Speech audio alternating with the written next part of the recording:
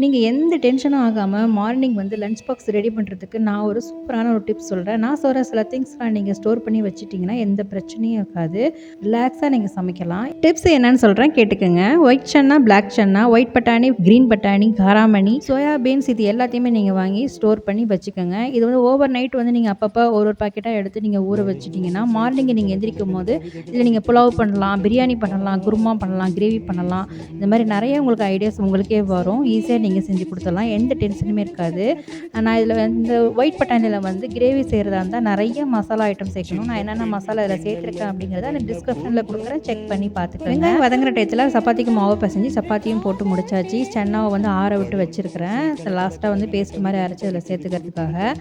வெங்காய பச்சடி செய்யும் போது லைட்டாக வந்து சுகர் சேர்த்துக்கோங்க. பிள்ளைங்க சாப்பிடும் போது அப்போ செஞ்ச ஒரு ஃப்ரெஷ்னஸ் அப்படியே இருக்கும் அதில்.